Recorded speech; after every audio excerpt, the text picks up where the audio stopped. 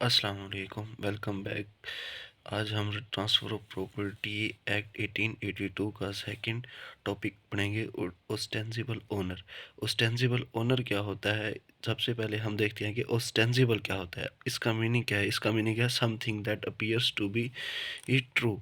Means के ज़ाहिरन जो चीज़ ठीक लग रही हो, मतलब कि दिखने में वो चीज़ सही लग रही हो, लेकिन असल में ओस्टेंसिबल होता कौन है? आगे हम इसको देखते हैं। ओस्टेंसिबल ओनर, इसका था ये मीनिंग। अब हम देखते हैं कि ओस्टेंसिबल ओनर होता क्या है। इसकी तकरीबन 5 से 6 सब हेडिंग्स हैं। सबसे पहले है इंट्रोडक्शन। इंट्रोडक्शन के अंदर 4 चीज़ें हैं, 4 से 5 चीज़ें हैं, वो भी हम देखते हैं क्या है। सबसे पहले क्या है? Transfer of property is made by ostensible owner. कि जो प्रॉपर्टी ट्रांसफ़र हुई हो वो किसके थ्रू हुई हो? ओस्टेंसिबल ओनर के थ्रू। और ट्रांसफ़र इज़ नॉट वाइड। और इस तरह का जो ट्रांसफ़र ऑफ प्रॉपर्टी का प्रोसेस होगा वो वाइडेबल नहीं होगा। क्यों? जो रियल ओनर होता है प्रॉपर्टी का, वो सारी पोजेशन, ओनरशिप राइट्स और जो टैक्सेस होते हैं प्रॉपर्टी के, वो सारे उस ओस्टेंसिबल ओनर को दे देता है। और उसे वो रीज़नेबल टेक केयर के लिए दे देता है कि इसका तुम ख्याल करो। आगे वो अगर किसी प्रॉपर्टी को, उसी प्रॉपर्टी को ट्रांसफ़र कर देता है तो वो ओस्टेंसिबल ओनर होता है। और जो प्रॉपर्टी को ट्रांसफ़र करता है तो वो ओनर ओस्टेंसिबल ट्रांसफ़र ऑफ प्रॉपर्टी होता है। ठीक है, तो इस तरह की जो प्रॉपर्टी ट्रांसफ़र होती है वो वॉइडेबल नहीं होती। अब तीसरी बात क्या है? The real owner permit him to hold himself out as a real owner. Means कि जो रियल ओनर है उसकी इजाज़त बीच में ज़रूरी है, किसी ना किसी तरह वो एक्सप्रेस हो या इम्प्लाइड हो। ठीक है। आखिरी बात क्या है? Reasonable care must be taken by ostensible owner. और जो ओस्टेंसिबल ओनर होगा उस प्रॉपर्टी की रीज़नेबल केयर करेगा। मीन कि अगर कोई उसकी प्रॉपर्टी जिस कीमत पे है वो उसी तरह उसका ख्याल रखेगा। अगर वो प्रॉपर्टी ट्रांसफ़र करता है तो उसे सही दामों में ट्रांसफ़र करेगा। ठीक है। अब इसका रेलिवेंट सेक्शन क्या है? वो है section 41 transfer of property act 1882। ठीक है। अब इसका वैसे जनरल रूल क्या है ट्रांसफ़र ऑफ प्रॉपर्टी का? वो क्या है कि regarding to this rule, transfer of property is that no one can transfer a better title than what he himself possesses. Means कि जो रियल ओनर होता है वही अपनी प्रॉपर्टी को सही नाम देता है और सही तरह उसे सही दामों में बेचता है। ये है इसका जनरल रूल। और ये इसी जनरल रूल की एक्सेप्शन है सेक्शन 41। वो क्या है हम देखते हैं आगे।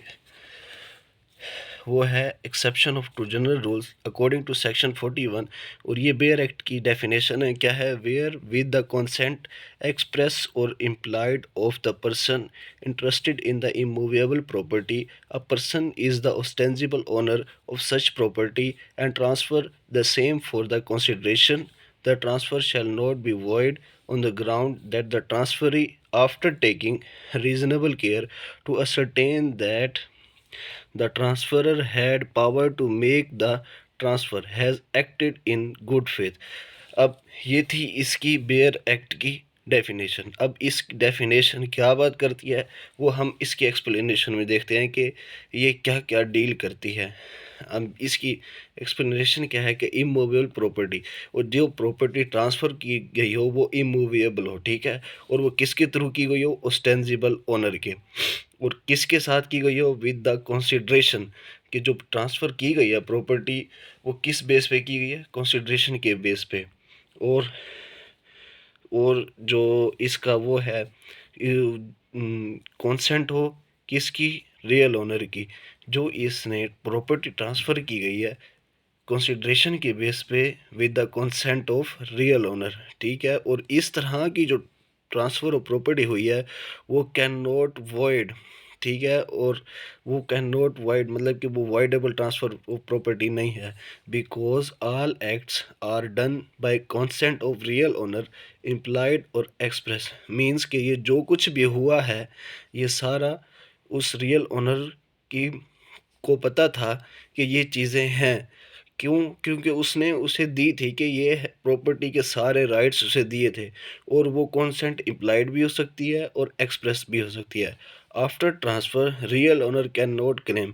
अब जब ये ट्रांसफ़र ओस्टेंसिबल ओनर प्रॉपर्टी को ट्रांसफ़र कर देगा तो जो रियल ओनर होगा वो क्लेम नहीं कर सकता कि जी ये मुझे कुछ नहीं पता था और ये मैं मेरी प्रॉपर्टी मुझे वापस दी जाए।